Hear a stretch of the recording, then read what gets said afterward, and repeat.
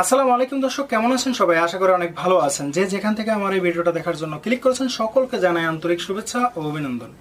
এবার 4 শিশুর নামে ধর্ষণ মামলা।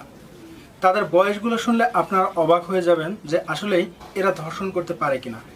7 বছর থেকে 11 বছর বয়সী সেই কিশোরগুলো, যখন সেই আদালত থেকে অনুমতি দিল যে তাদেরকে যশোর কিশোর কেন্দ্রে পাঠানো হোক, যখন তাদেরকে পিজন ভ্যানে উঠেছিল তখন সেখানে কান্নার রোল পড়ে যাচ্ছিল, আকাশ বাতাস অন্ধকার হয়ে যাচ্ছিল। সেই কিশোররা কোনো অবস্থাতে মা বাবাকে ছেড়ে যাচ্ছিল না।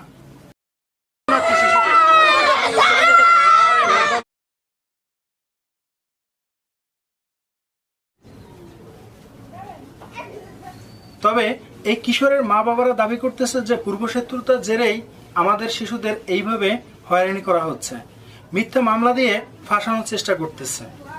সেখানকার সুশীল সমাজ যারা আছে তারা বলতেছে যে এই কিশোরদেরকে তাদের মা বাবার জিম্মায় রাখা হোক আপাতত, যদি তারা অন্যায় করে থাকে তখন তাদেরকে সাজা দেওয়া হবে।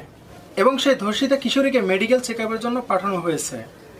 ভিডিওটি ভালো লাগলে লাইক করবেন, কমেন্ট করবেন, আর অবশ্যই আপনি যদি নতুন হয়ে থাকেন প্লিজ সাবস্ক্রাইব করে পাশে থাকা বেল আইকনটা অন করে রাখবেন নিত্য নতুন আপডেট পাওয়ার জন্য। আর অবশ্যই আপনার মতামত কমেন্ট বক্সে লিখবেনই।